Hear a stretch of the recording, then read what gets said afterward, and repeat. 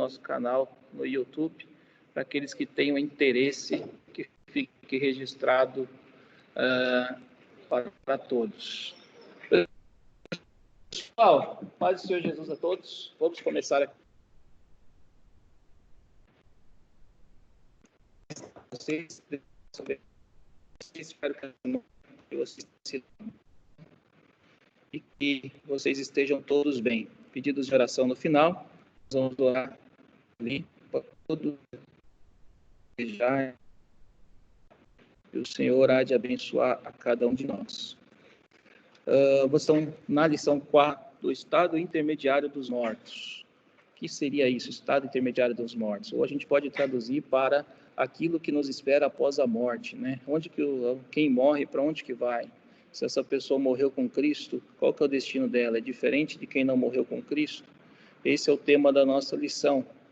É entender primeiro qual que é o destino imediatamente, logo após a morte, e depois também trazer conforto para aqueles entes queridos nossos que já faleceram, saber para onde a gente vai, né? Nós já sabemos de onde nós viemos, agora nós precisamos saber para onde nós vamos. Então, quando a gente fala de estado intermediário dos mortos, sempre surgem essas perguntas, né? Para onde vão nossos irmãos em Cristo que morrem antes do simples, o que eles falecem. Então, nós estamos falando de duas classes de pessoas aqui, aquelas que aceitaram Jesus, que viveram com Cristo, e aquelas que não rejeitaram a palavra de Deus e não viveram com Cristo.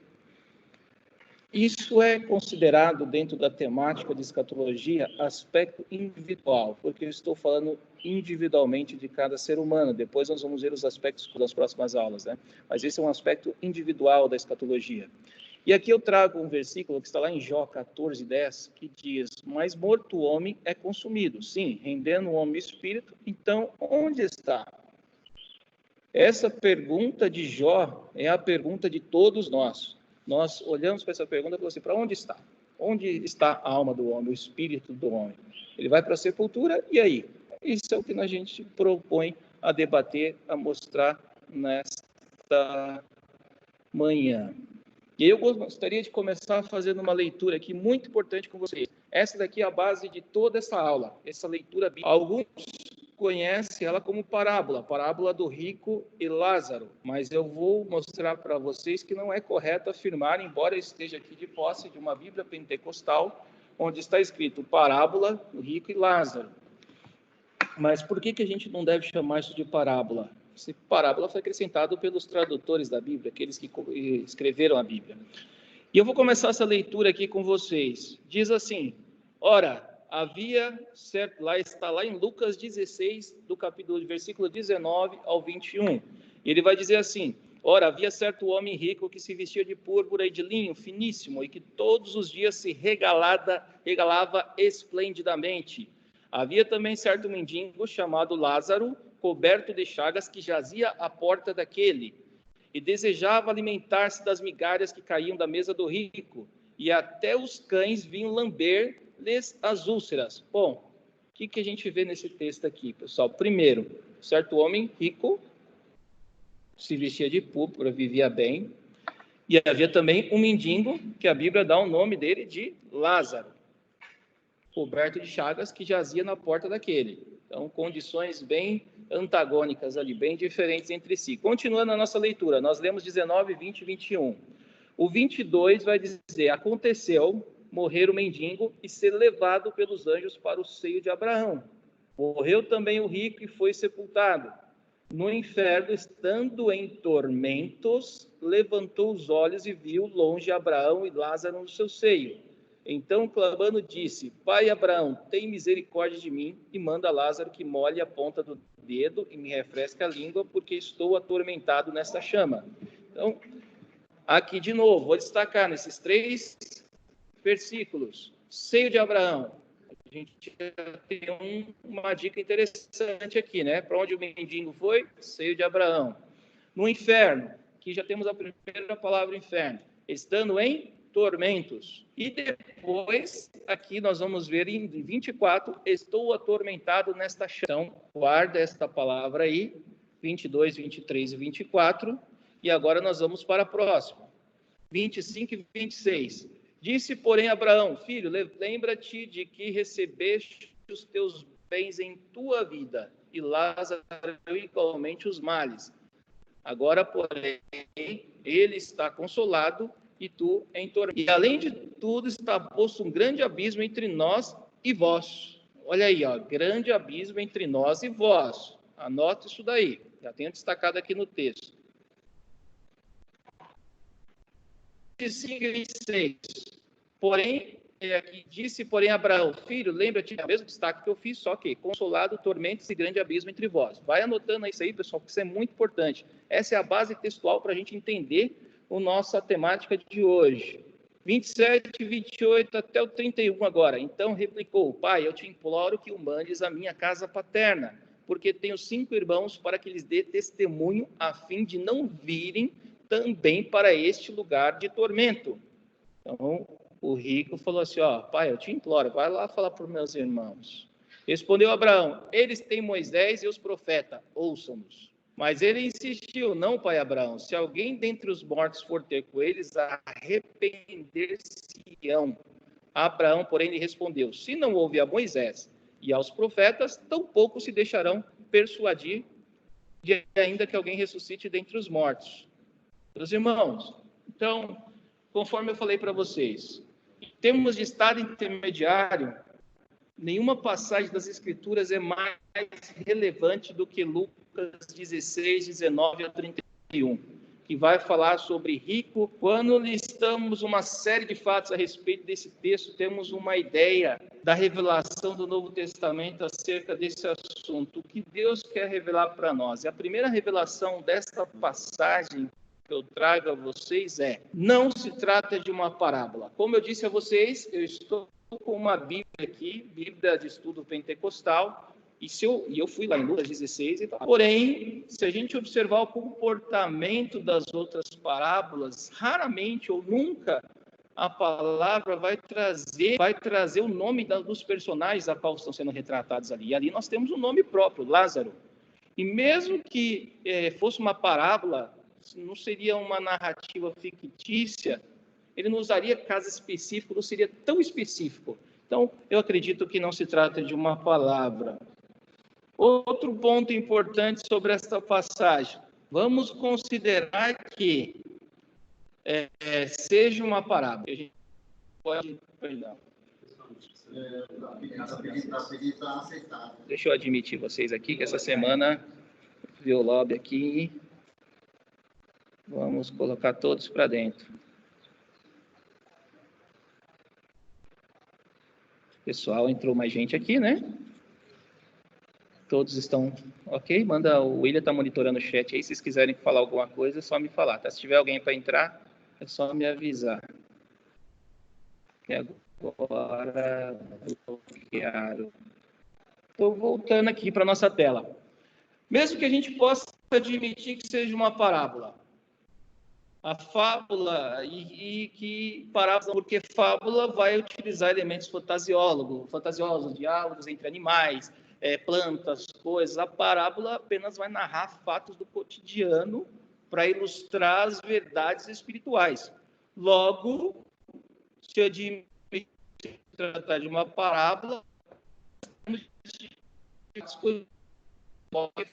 que a mensagem está transmitida, né? Então, mensagem importante, o texto mostra que a morte não é estado de inconsciência. Lázaro, rico e Abraão estão em plena posse de suas faculdades mentais.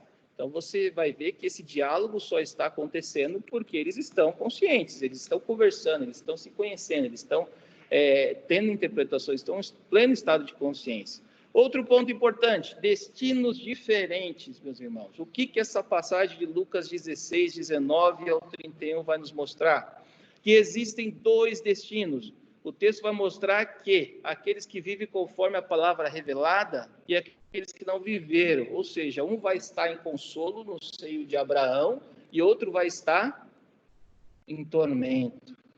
Então, essa é mais uma revelação dessa passagem. Outra coisa, Não existe alteração de condição. Como assim? Aquele que está lá não pode passar para cá e nem aquele que está em cima pode passar para baixo, mesmo que queira. E aqui a gente vai trazer algumas verdades contra o catolicismo, né? Vai falar de purgatório, que ele tem que purgar os pecados. Se fosse assim, o sacrifício de Jesus não teria validade, né? Se eu mesmo pudesse purgar os meus pecados, o sacrifício de Cristo não teria validade. E outro ponto também do espiritismo de reencarnação. Nós vamos ver mais à frente uma referência bíblica que mostra uma passagem que simplesmente ele tira qualquer possibilidade.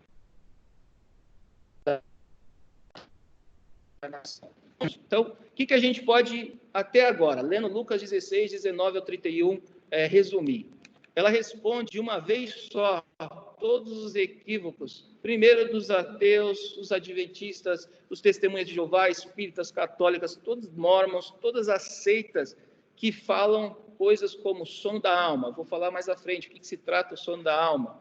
Ele acredita que a alma dormiu, está lá embaixo do túmulo, esperando, totalmente inconsciente, dormindo como se estivesse dormindo mesmo, né? A reencarnação e o purgatório, bem como falsas experiências de quase morte, onde é ensinado que todos terão destino bom além da vida. Se a gente for lembrar, teve uma época, não sei se é da época de vocês, mas teve uma novela na Rede Globo que falava muito sobre vida após a morte, uma novela espírita, A Viagem, Os Espíritas. Teve um filme que sempre passava também na televisão, que era Ghost, e mostrava que o espírito dele voltava, ficava vagando. Esquece isso, irmão, isso é ficção. A Bíblia diz uma coisa totalmente diferente. A Bíblia diz que está ordenado ao homem morrer uma só vez e depois disso procede o juízo.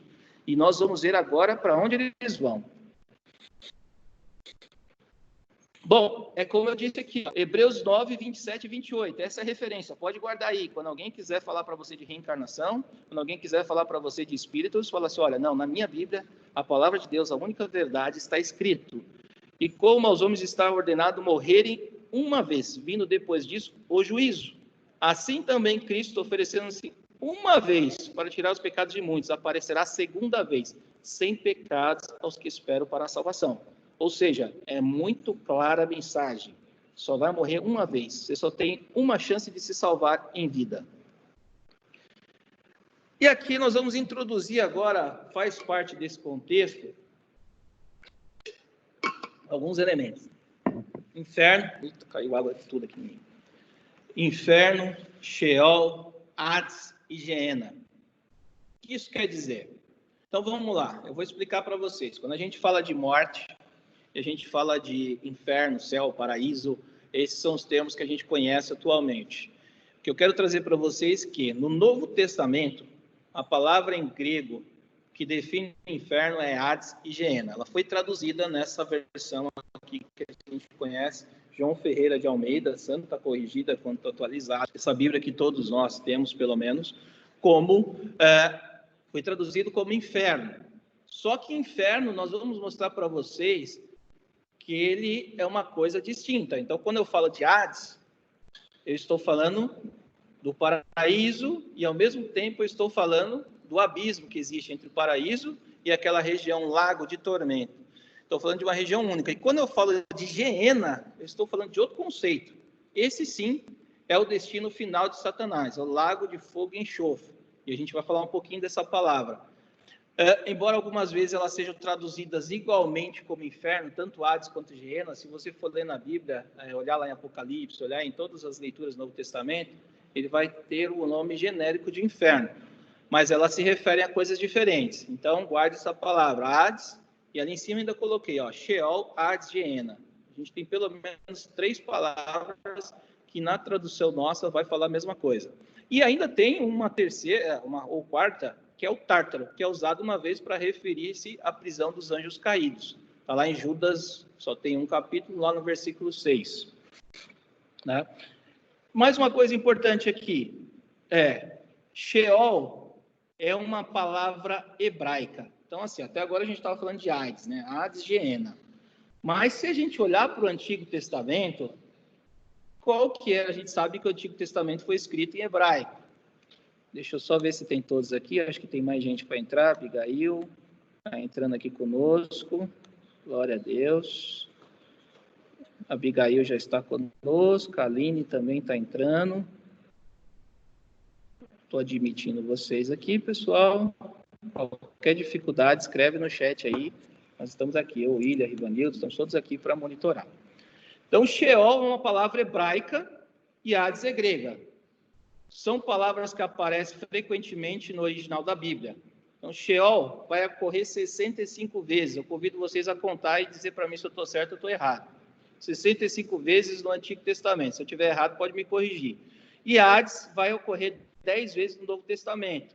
Mas é importante a gente saber diferenciar ou saber o que as duas palavras, pessoal, elas vão expressar a mesma ideia, o destino após a morte. Nós vamos ver isso lá em Atos 2, 27.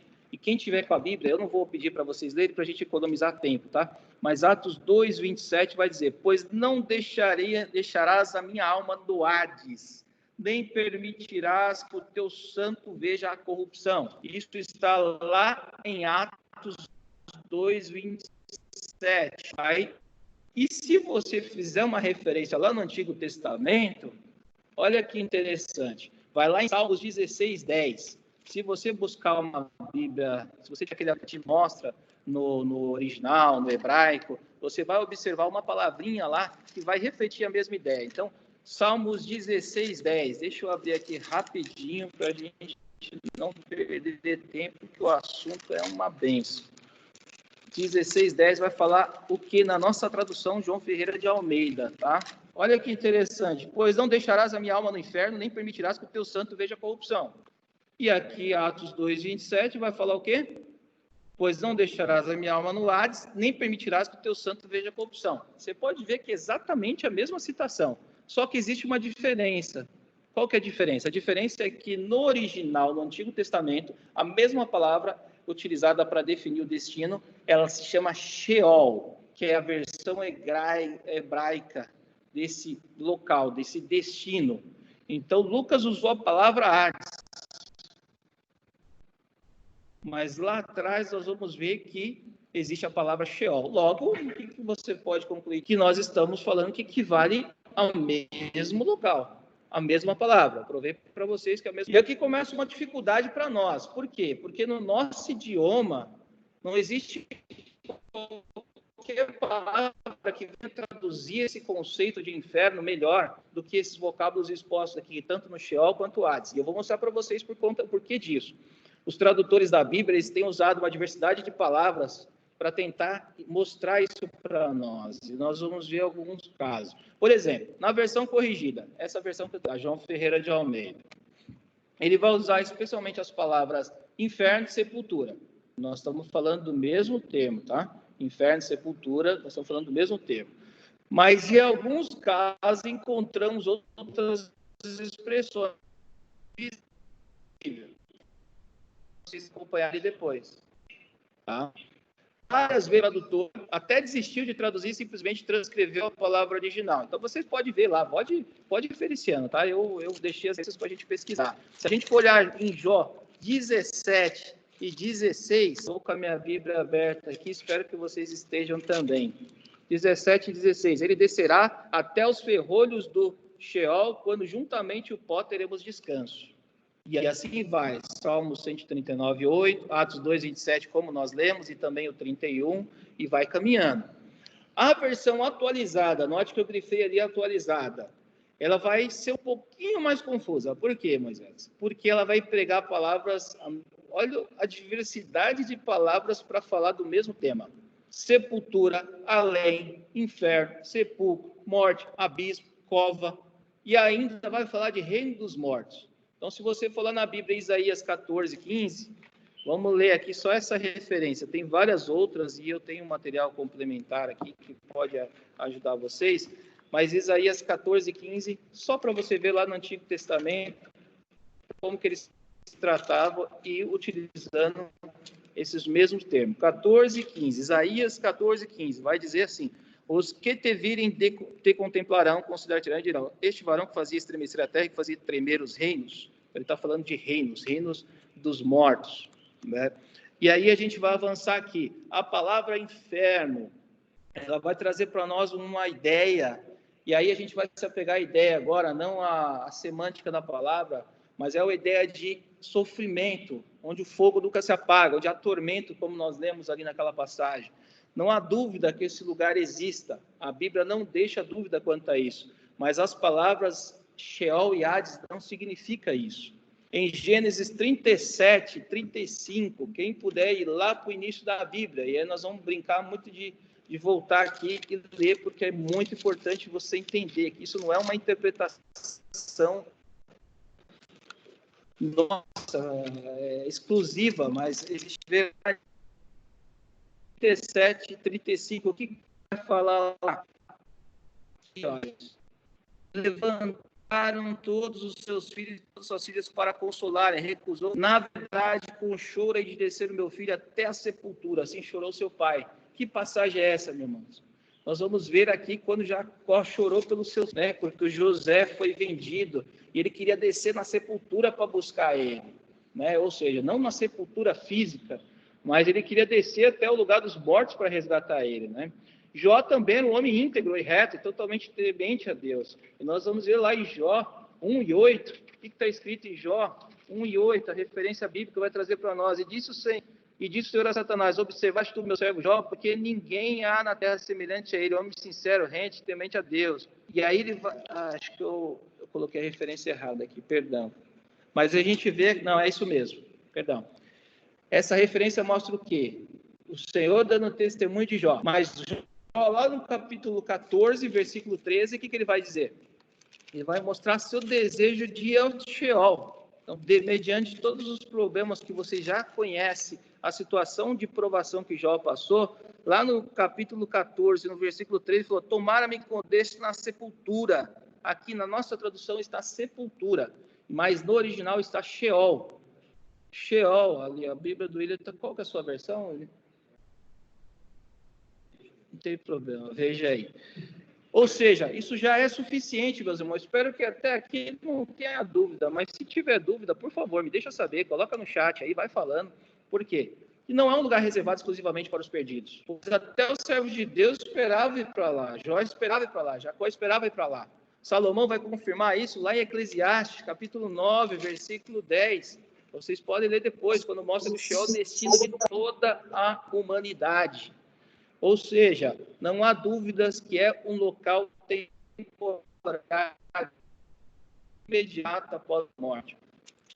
Além a morada dos mortos, além do túmulo. Essa é a definição.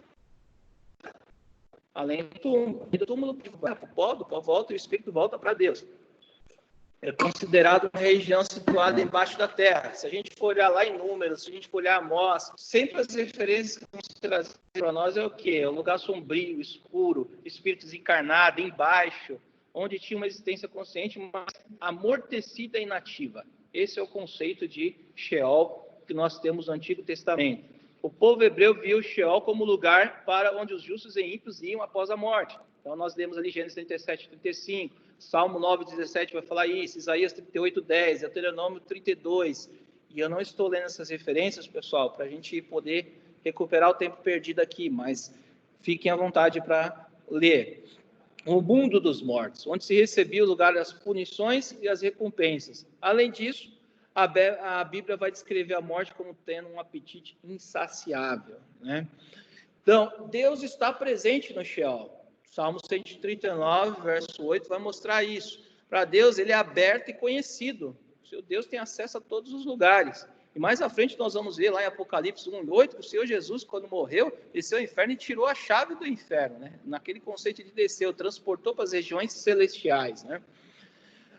E o justo, isso sugere que, na morte ao morrer, o justo continua sob os cuidados de Deus e o perverso não escapa ao seu castigo. O conceito de Sheol permite entender o significado de Salmos 16, 10, que foi lido aqui.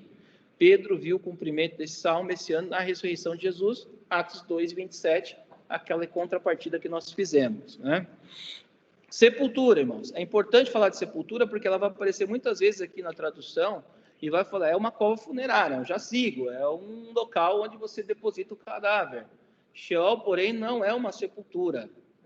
no sentido como a gente vê aqui. A língua hebraica usa para sepultura, originalmente, keber, keburá, para indicar a sepultura. Nunca usa a palavra Sheol para sepultura física como local de depósito dos corpos. A língua grega, ela não usa Hades, mas ela vai usar Nemeion. Perdão pela pronúncia, tá? Não falo grego. Leio, mas não falo. Minema ou Tapos, quando quer falar da sepultura. Então, só para vocês diferenciarem. Quando eu falo de sepultura, eu estou falando de outra coisa, outra palavra, não tem nada a ver com Sheol e não tem nada a ver com Hades. Todas as sepulturas que existiram são propriedade, ou seja, alguém comprou, alguém preparou. A gente vai ver isso mesmo, que Jesus foi sepultado de uma outra pessoa, né, que cedeu a sepultura para ele. A gente lá em Gênesis 50, a sepultura de Jacó, a sepultura de Raquel, lá em Gênesis 35, muitas outras. Nós nunca vamos ler na Bíblia que do Sheol de alguém, do Hades de alguém. Não é uma propriedade particular. As sepulturas têm localização geográfica. Nos dois casos, você vai ver lá em Gênesis 35 que a sepultura de Raquel estava onde? No caminho de Efratá. A de Jacó estava onde? Em Canaã. A Bíblia não indica nenhuma localização geográfica de Sheol, então não é possível determinar onde ele está. Não se acha nesse país, ou algum país, outro planeta, somente Deus. A gente só pode falar aquilo que Deus revelou para nós através da nossa palavra. Várias vezes a Bíblia vai usar esse contraste do Sheol, Hades, em contraste com o céu. Logo, a gente pode dizer que não é a mesma coisa. Então, Salmos 139, 8 vai ter isso, Jó, Isaías, Amós, as referências estão aí. Nós temos... São termos, pessoal, é isso que eu coloquei para vocês, assim, eu queria que vocês meditassem comigo nesse tema. São termos grandes demais para a gente acomodar na nossa mente humana. Representa o desconhecido, representa os mistérios de Deus. Paulo vai citar lá na sua epístola aos Coríntios, agora eu não lembro, recordo ao certo, que ele foi levado a um lugar celestial e foi dito a ele coisas inefáveis que os homens não poderiam ouvir. Paulo teve a oportunidade de enxergar um pouco desse mistério. Uma cova rasa na superfície da terra não serviria como contraste ao céu. Então, é isso que eu quero que você saiba. O seu corpo volta para o pó, mas o espírito volta para Deus. E é disso que nós estamos falando. Quando a gente vai ainda dando a profundidade, pessoal, porque eu quero que vocês tenham argumentos, eu quero que vocês conheçam a palavra de Deus, eu quero que vocês tenham um exame profundo. Quando a gente fala da primeira ocorrência de Sheol na Bíblia, Jacó vai falar que desceria o seu filho José ao Sheol. Nós lemos lá. Ele pensava que José fora devorado por uma fera e, portanto, acreditava que José não estava em sepultura alguma. Então, vocês concordam comigo, né? Falaram para ele que ele tinha sido devorado por uma fera, só sobrou a capa dele lá, sanguentada, né? Como é que ele ia descer para a sepultura para pegar o filho dele? Então, o desejo dele era descer ao lugar onde os mortos estavam, naquela força de expressão do momento, né? Para a gente ilustrar a situação. Aí eu vou falar a palavra morte. Quando a gente fala de morte, ela tem sido usada muitas vezes para traduzir esse conceito de Hades. E aí você note que eu estou colocando todas as vezes a palavra junto. Sheol, entre parênteses, Hades. Por quê? Sheol, Antigo Testamento, Hades, Novo Testamento, porém, a mesma palavra. Mas a Bíblia ela vai distinguir entre Sheol, Hades e a morte. E nós vamos ver isso mais à frente. Em Apocalipse 1, capítulo 8, eu gostaria muito que você abrisse essa referência comigo. Apocalipse, capítulo 1, versículo 18. Apocalipse, capítulo 1, versículo 18, vai dizer assim: E o que vive, fui morto, mas eis aqui estou vivo para todos sempre. Amém. E tenho uma chave do inferno. Esse é o nosso Jesus, esse é o nosso Cristo, esse é o nosso Pai. Ele foi morto por nós, ele reviveu, e ele foi lá na casa do inimigo e tirou a chave da casa do inimigo. Logo, o inferno é diferente do que a gente está falando aqui, o inferno da morte. É diferente a morte. Então, Apocalipse 1, 18, guarde isso. Outro tema importante, nós vamos ver ainda lá em Apocalipse, capítulo 6, nós vamos falar dos 4 cavaleiros do Apocalipse mais à frente, nos próximos estudos, mas em Apocalipse 6, 8, ele vai falar, e eis e olhei um cavalo amarelo, e esse que estava sentado sobre ele tinha por nome Morte. E o texto acrescenta que Hades o seguia. E o inferno seguia. E em outras traduções, e o Hades o seguia. Ora, se ele é a morte e o Hades o seguia, são coisas distintas. Vocês devem de concordar comigo, né? Então, Hades e morte, Hades não é a morte. E tem um tema muito importante aqui. Lendo no original do grego aqui, nós vamos ver que o cavalo amarelo não era cavalo amarelo, era cavalo verde, mas isso é assunto para outra aula. Então, nós vamos discutir isso melhor aqui. No fim do Apocalipse, nós vamos encontrar lá, e eu quero que você navegue comigo em Apocalipse, pois ele é a grande chave aqui para a gente revelar as coisas futuras. Encontramos mais uma vez as duas palavras. Lá em Apocalipse 20, capítulo 13, versículo 14, 13 e 14, vai dizer o quê? E deu o mar os mortos que nele havia, e a morte e o inferno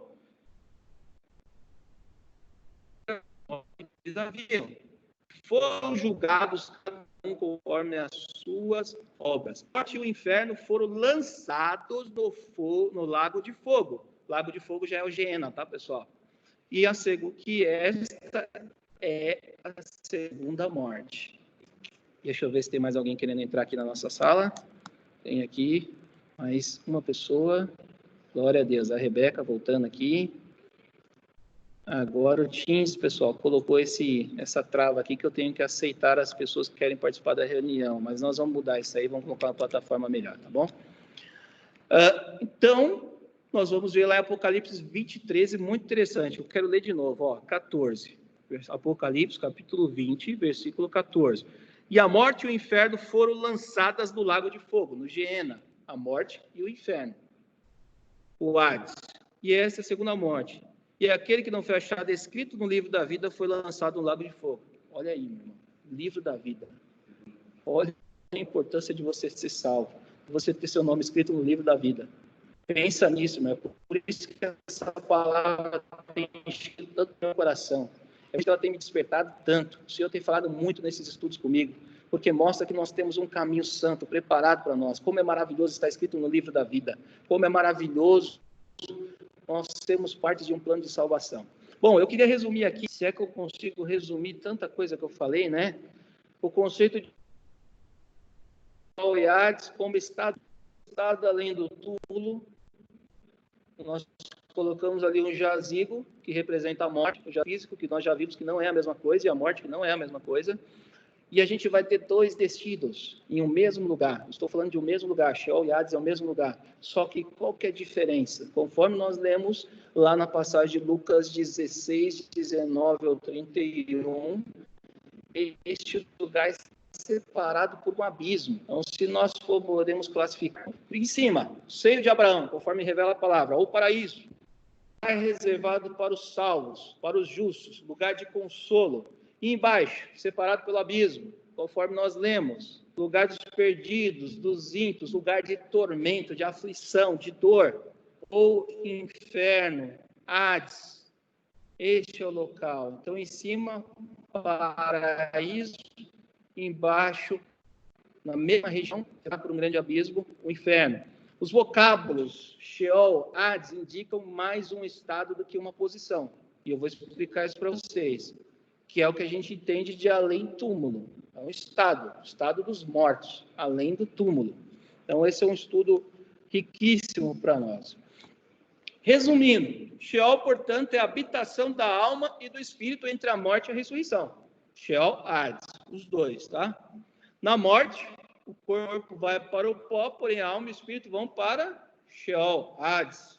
O que veio do pó da terra volta ao pó da terra. Por isso que está escrito lá em Eclesiastes 12, 7. Você pode ler. E Lucas, aqueles que já estão com a Bíblia aberta aqui já no Novo Testamento, para ficar fácil, vamos ler aqui Lucas 16, 22 e 23. Acompanha comigo, irmão. Nós estamos falando de Bíblia. A Bíblia, ela tem que ser lida, ela tem que ser comida. Você tem que sentir, você tem que cheirar ela, você tem que se alimentar, ter apetite. E aconteceu que o mendigo morreu, foi levado pelos anjos para o seio de Abraão, e morreu também o rico, foi sepultado. Então a gente vai ler ali do 22 e agora no 23. E no Hades ergueu os olhos, estando em tormentos, e viu ao longe Abraão e Lázaro no seu seio. Então, de novo, o que nós lemos aqui. O corpo se desfaz no sepulcro e a alma e o espírito estão vivos no Sheol. Para os salvos, para nós que estamos em Cristo, aleluia. representa o livramento, o refúgio.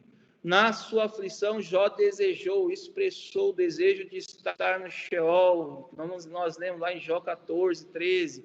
Aqui na vida ele estava sofrendo horrivelmente e contemplou o Sheol como refúgio das dores. Então, o conceito já do livramento. Aí eu vou trazer um tema aqui do apóstolo Paulo, que ele falou lá em 2 Coríntios 5, 8. Nós vamos ler ali, quando ele disse assim, ó, abra sua Bíblia comigo aí, 2 Coríntios, capítulo 5, verso 8. O apóstolo Paulo ali, conversando, Deus, capítulo 5, verso 8. Aqui está a nossa referência. Mas temos confiança e desejamos antes deixar este corpo para habitar com o Senhor. Essa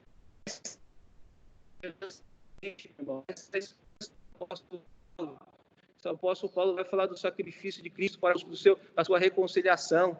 Ele vai falar ainda no 6, que sempre de bom ânimo, sabemos que estamos no corpo, vivemos ausente do Senhor, que andamos por fé e não por vista. Mas temos confiança e desejamos antes deixar esse corpo para habitar com o Senhor. Andamos por fé, irmãos, não por vista. Outra vez, lá em Filipenses, ele vai falar lá no capítulo 1, versículo 21, ele vai falar em Filipenses da seguinte forma: porque viver é Cristo e morrer é viver com Cristo é muito melhor. Então, ainda que venhamos morrer, se vivemos com Cristo, vamos viver eternamente em paz. Vamos viver eternamente na sua presença, na presença de Cristo. Então, por isso é muito importante a gente ter essa esperança do apóstolo Paulo, saber que existe o seio de Abraão, local de conforto, local de estar do lado do Pai, em refrigério. Os justos estão com Deus. Quem são os justos, meus irmãos? São os justificados pelo sangue de Cristo, aqueles que aceitaram, que confessaram, aqueles que viveram com Cristo. A Eclesiastes 12, 7 vai mostrar para isso, que o Espírito volta para Deus. Isso vai ser repetido diversas vezes no Novo Testamento. Mas os justos estão no paraíso. Apocalipse 2, 7, ao que vencer, Cristo lhe considerar o privilégio de comer da árvore da vida que está no meio do paraíso de Deus. Então, muitas referências vão nos apontar para o céu, para a presença de Deus.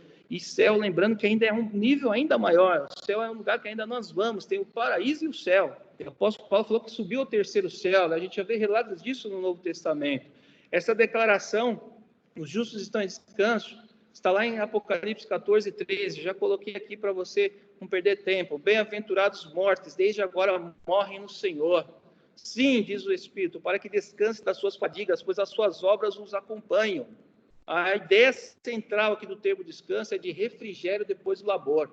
Então, meus irmãos, nós temos visto nos últimos dias pastores, irmãos nossos, parentes nossos, que têm sido acometidos de enfermidades, que têm sido levados pelo coronavírus, a sua vida tem sido finalizada aqui na terra, mas a nossa esperança é que eles estão no descanso eterno, esperando ressuscitar com Cristo, para a gente morar no céu em conjunto. Não se preocupa com eles, é por isso que a Bíblia não ensina que nós não devemos orar pelos mortos, nós não devemos ficar clamando como os espíritas, desejando que os espíritos voltem à terra. Isso é antibíblico, isso é heresia. A palavra ela é muito clara. Nós estamos indo para um lugar de descanso, só está ordenado morrer uma só vez.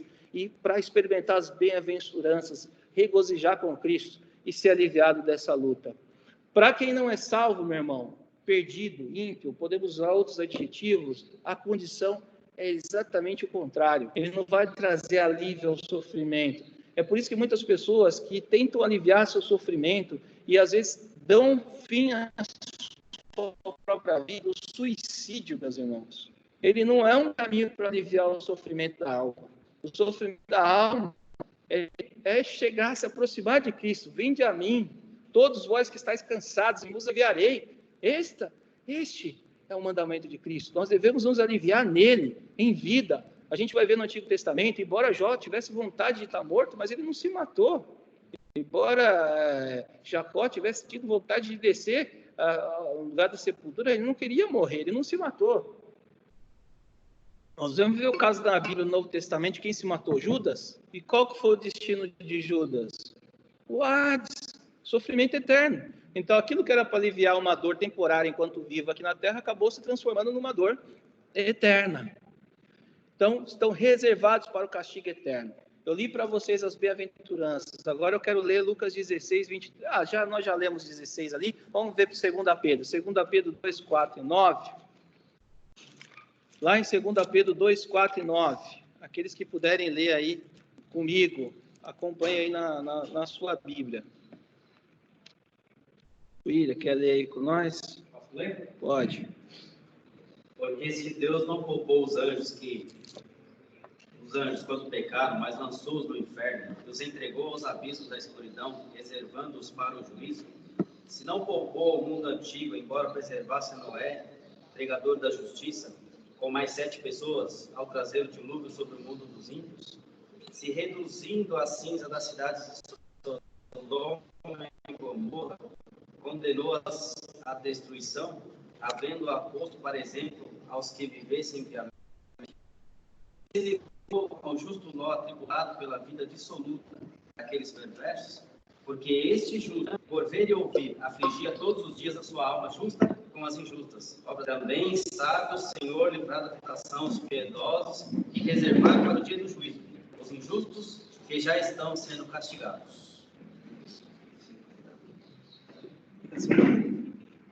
Amém. Então, lugar reservado para os injustos, né? Continuando aqui bem rapidinho para aproveitar nosso tempo, meus irmãos.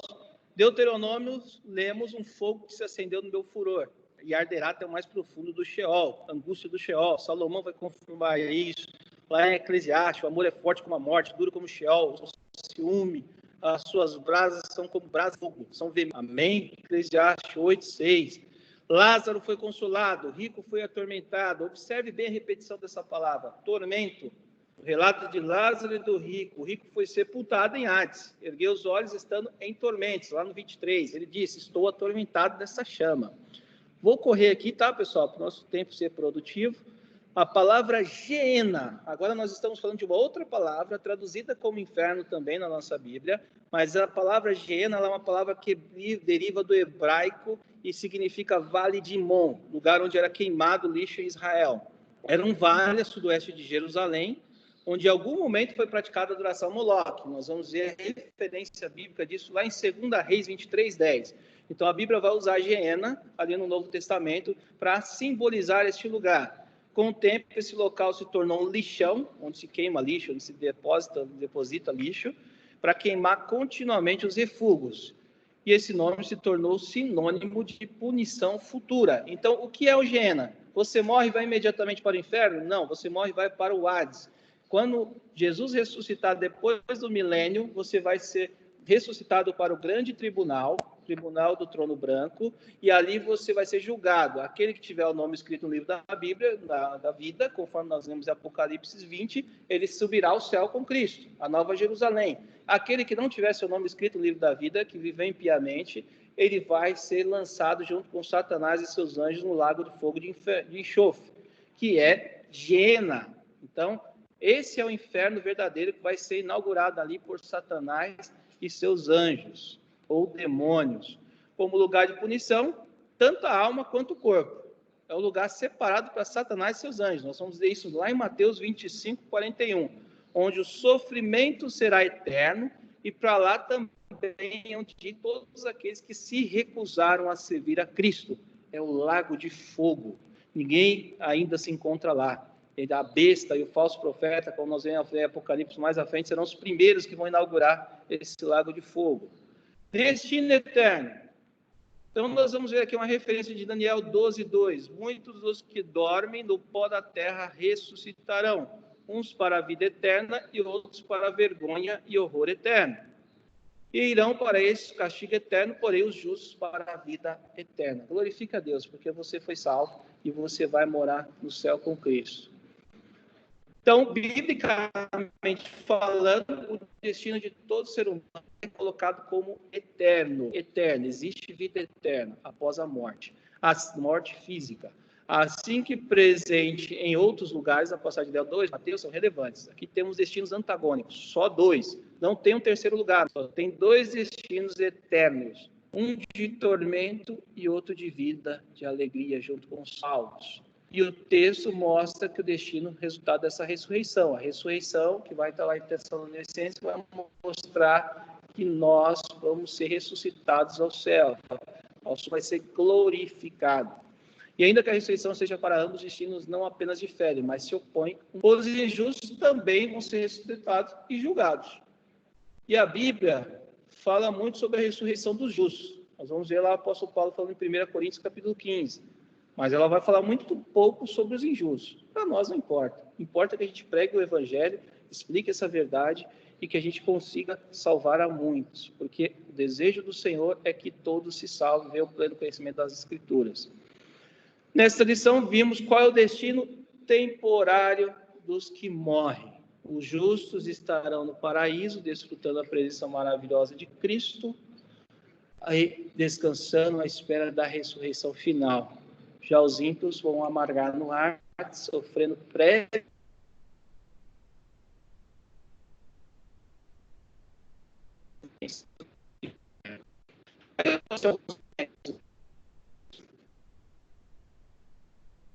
O que vai falar aqui é considerado justo. Ele vai estar um pouquinho mais didático ali, bonitinho, para ilustrar um pouco dessa verdade, né? Vai falar sobre as pessoas justificadas em Cristo. Aí nós vamos falar do seio de Abraão, explicar lá, relembrar. Nós já falamos isso, tá? Eu optei por fazer aquele slide mais enxuto para que fique bem claro todos os conceitos. Mas aqui a gente traz umas referências mais mastigadas. Está junto daqueles que foram salvos. O texto ainda mostra que ele estava recostado no seio de Abraão, Lucas 16, 23, lugar de comunhão. A Bíblia chama este lugar de paraíso. Seio de Abraão ou paraíso, é a mesma coisa, tá, pessoal? É um lugar preparado, temporário, por Deus, para os salvos que morreram antes do arrebatamento, possam encontrar seu destino. E ali, já experimentado consolo. Nós vamos ver que esse lugar é provisório. Ele vai terminar quando? O arrebatamento da igreja. Quando os que dormem ressuscitarão. Está lá em 1 Tessalonicenses 4,16, a referência bíblica. E os mortos em Cristo ressuscitarão primeiro. E aí nós vamos falar do estado dos justos. Onde que nós vamos estar? Apocalipse 6, 9, 20. Vai contar. E aí tem até quando a gente chegar lá, eu deixo para a gente falar da polêmica. Mas ali vai falar que os justos esperando ali embaixo do trono de Deus. A palavra de Deus, ela vai comparar esse descanso à ideia de dormir. Porque muitos são os que dormem. Vamos ver 1 Coríntios 15, versículo dormindo, mas todos seremos transformados.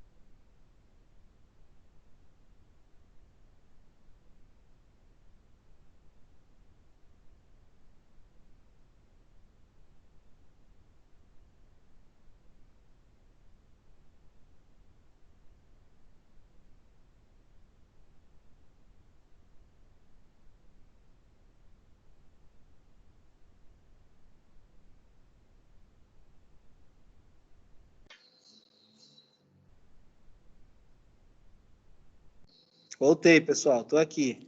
Tá só um minutinho, já vou colocar aqui a lição para a gente finalizar nosso estudo de hoje. Perdão, hoje foi prova, hein? Hoje o assunto foi pesado e puxou nossa... Quando é bom, o inimigo tenta parar, mas você precisava ouvir isso hoje.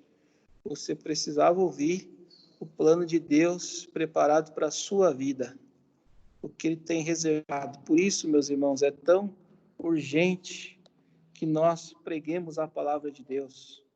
Por isso é tão urgente que nós nos apeguemos, nós valorizemos essa salvação que nos foi ofertada pelo sangue de Cristo. A Bíblia vai falar lá, nesse período estaremos sendo aperfeiçoados no conhecimento de Cristo. Você pode ler em 1 Coríntios 13, 12. E o que difere o estado e o estado final é que não teremos o corpo glorificado. Então, nós seríamos como almas desencarnadas. Não quer dizer que tem encarnação, tá? Quer dizer que nós seremos desencarnados do corpo. E aí existem várias questões, especulações, né? Mas aqueles que foram comidos pelos animais, aqueles que foram cremados, aqueles que não têm mais corpo, pessoal, o que eu li com vocês? Nós vivemos por fé, não por vista. O Senhor Jesus, nós sabemos aquilo que o Espírito nos revela. E nós cremos que Deus é poderoso para glorificar, reconstituir nosso corpo em um corpo celeste. O versículo que nós temos sobre o mar, né? Que o mar devolverá os seus mortos. Exato. Então, da mesma forma que, independente da morte, Deus ele tem poder para fazer isso. Exatamente. Nós não estaremos na Nova Jerusalém. A Nova Jerusalém, nós vamos ver no plano escatológico das próximas aulas, que ela estará lá no final, depois do trono branco. É o destino final. Este é um destino temporário. E aí, quem é considerado ímpio? Aqueles que não aceitaram as obras de Cristo em suas vidas. Por isso, não foram salvos, justificados pelo sangue de Cristo, vivificados e santificados. Agora, qual que é o destino deles? Sofrimento eterno. Não devemos concluir que essas pessoas não são necessariamente ruins, mas sem Deus, pois todos pecamos e estamos longe dele. Então, é muito importante a gente... Não é porque a pessoa não aceitou que ela é um ímpio que ela já está condenada. Mas a salvação é um campo que somente Deus sabe, opera. Se você for lembrar lá em Lucas 23, 43, a referência que Jesus faz na cruz ao ladrão da cruz, hoje mesmo estará comigo no paraíso. Ele era o ladrão, estava do lado de Cristo, mas ele creu, ele viu, ele reconheceu em Cristo como Salvador. Então, Deus tem suas maneiras de operar a salvação em cada um de nós. Todos pecados e estão destituídos da glória de Deus. Romanos 3, 23. Aí, só para referência para vocês, o Hades, que nós já lemos, já explicamos bastante. Então, a ilustração sempre é boa, né? Estava atormentado e olhou para cima e viu Abraão de longe, com Lázaro ao seu lado, né? Então, Hades, a gente vai dizer ali que é o local de tormento, mas não é o inferno ainda, embora traduzida na nossa Bíblia, como nós aprendemos hoje, como inferno. E a palavra de Deus vai usar outras palavras como Geena, que nós aprendemos que é o lago de fogo e enxofre e que representava um lugar ali a noroeste ou oeste de Jerusalém, onde se queimavam lixo, um lixão. E, pois, Deus não poupou os anjos que pecaram, mas o lançou no inferno. 2 Pedro 2,4 vai trazer aquela referência que eu falei para vocês, vai chamar de Tártaro. Então, Tártaro é uma referência negativa a esse lugar de tormento. Assim como o seio de Abraão, o Hades tem caráter provisório e é um lugar de sofrimento. O Hades estava sendo atormentado, ele olhou para cima e viu Abraão com Lázaro ao seu lado. Ambiente temporário, deixará de existir no juízo final. O paraíso, como a gente conhece, já existiu Sheol. A gente tem a interpretação de que ele estava nas regiões profundas, por tudo que o Antigo Testamento nos revela. Mas Jesus Cristo, ao morrer, ele subiu ao céu, ele desceu, resgatou os justos. E ele subiu ao céu, levando os justos para o seio de Abraão. Mas permaneceu o abismo entre o Hades. E aqui, o versículo que o William comentou, Apocalipse 23, nós chegamos ali, o mar entregou os mortos que nele havia, a morte e o Hades entregaram os mortos que neles havia. Então, isso é pela fé, meus irmãos. Aqui nós temos o estado dos ímpios, que eles terão consciência de onde eles estão. Imagina você eternamente sendo culpado, vivendo em tormento, não tendo ignorado a oportunidade do tempo da graça que nós vivemos, de muitas vezes de se arrepender e viver uma vida piedosa diante de Cristo. Depois nós vimos ali que não tem como mudar de lado. Então nós temos tormento, ainda trazemos ali mais uma referência, ideia de oriunda de sintomas de doença grave, angústia que consome a alma. Há um grande abismo, pessoal. O negócio é sério. O texto vai nos indicar que os ímpios estarão conscientes do seu futuro. Isso causa um sofrimento que não conseguimos achar equivalência na vida humana. Eu não sei quanto a você, mas eu não posso imaginar que tipo de sofrimento é esse. E aí, para finalizar a nossa aula de hoje, quais são as posições divergentes à Bíblia? Sono da alma. O que é o sono da alma? É uma interpretação que vai mostrar que o estado dos mortos é denominado como sono da alma, ou seja, os mortos ele fica numa espécie de sono inconsciente da alma, repousando tanto dos justos quanto dos ímpios até o dia do juízo final. Nós já vimos isso, que não é correto afirmar isso. Neste caso, a maioria das pessoas defende que o ser humano não tem alma, mas ele é uma alma. Então, existem umas discussões como tricotomia, corpo, alma, espírito, as divisões da alma, né? Mas nós vamos ver que o texto bíblico lá de Apocalipse 6:9 vai mostrar que, quando ele abriu o quinto selo, viu debaixo do altar as almas daqueles que haviam sido mortos.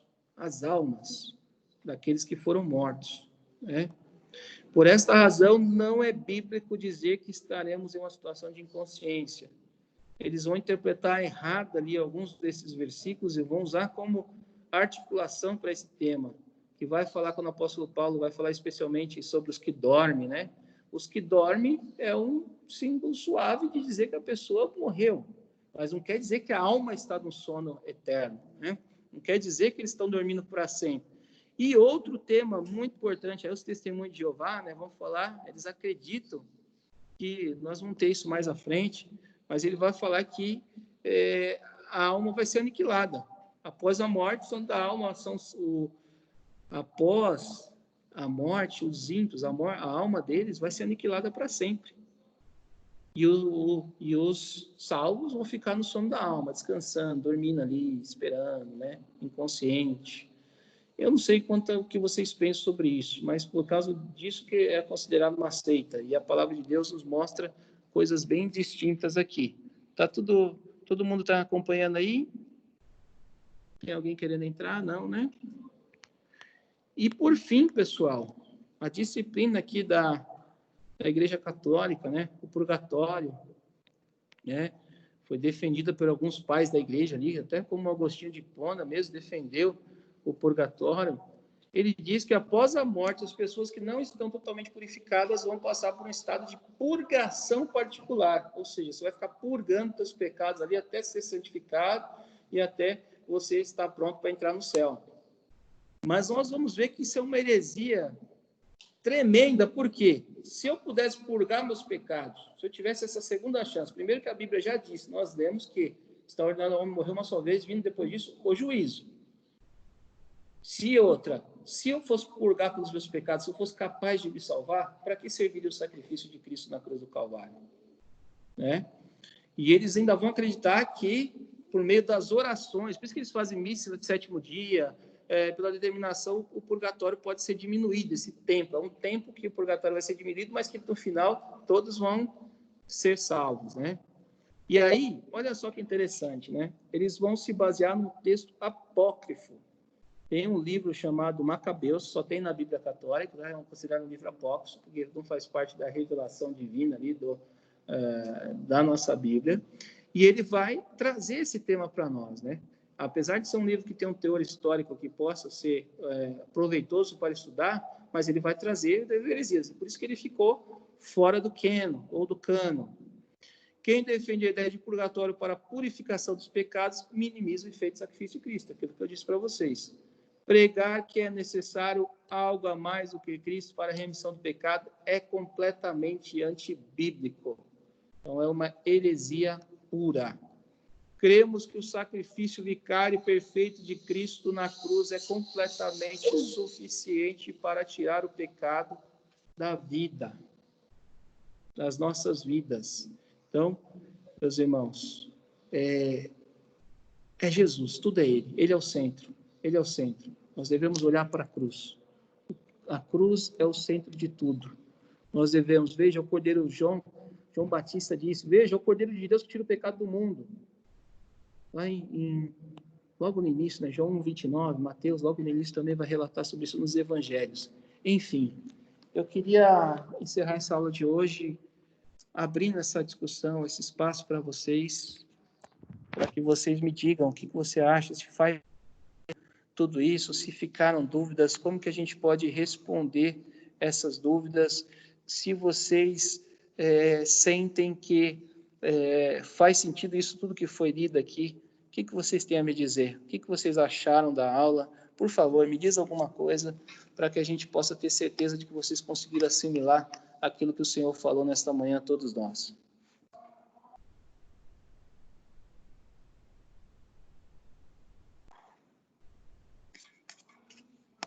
Nenhuma dúvida?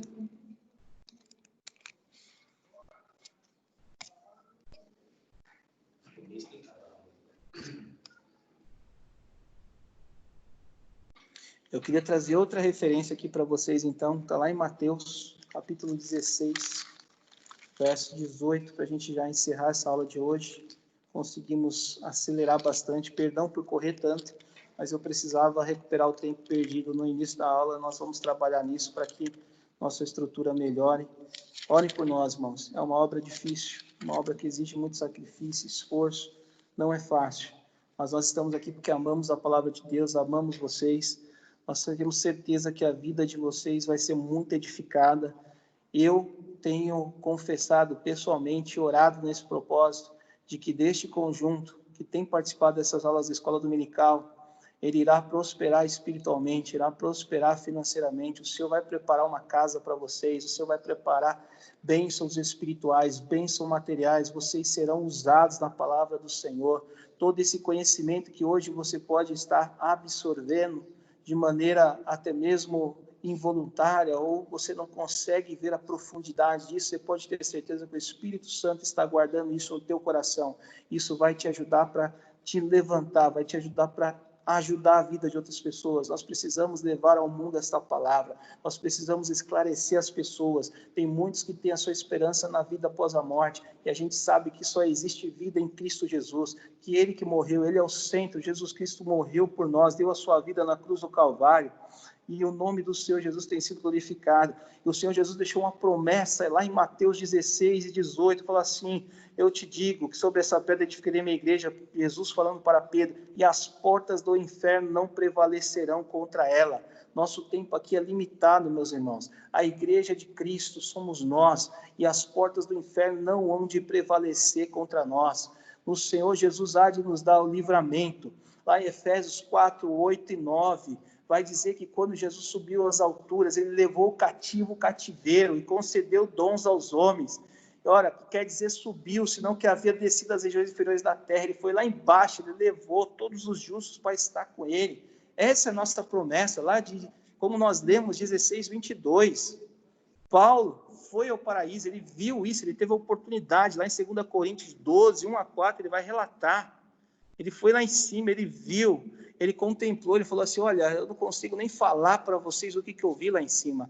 É essa esperança que eu quero que esteja no coração de vocês, essa esperança de salvação, de vida, que o Senhor tem trazido para nós, de opção para as nossas vidas.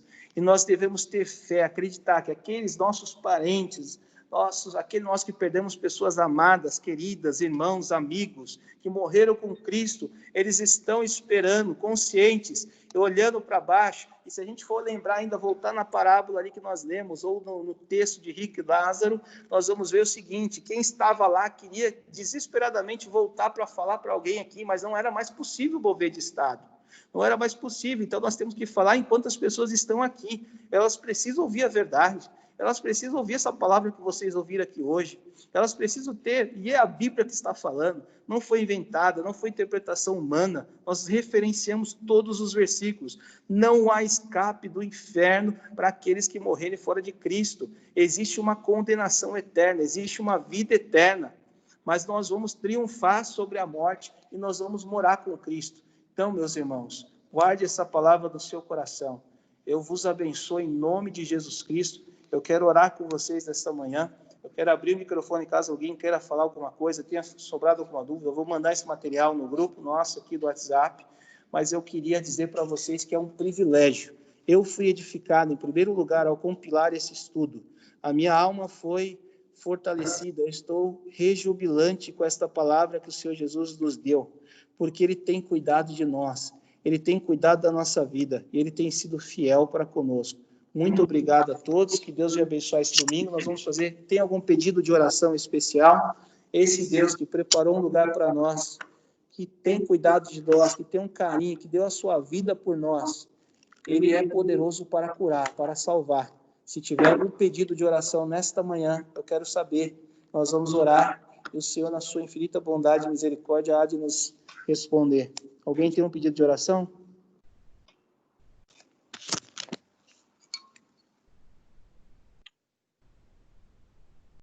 Se não temos, vamos orar coletivamente. William, por gentileza, faça essa oração em nome de Jesus. Oremos então. Soberano Deus, eterno Pai, te louvamos e te agradecemos, meu Deus, por mais este domingo, Senhor. Tu permitiste nos passarmos, meu Deus, diante da tua presença. buscando aqui, Senhor, conhecimento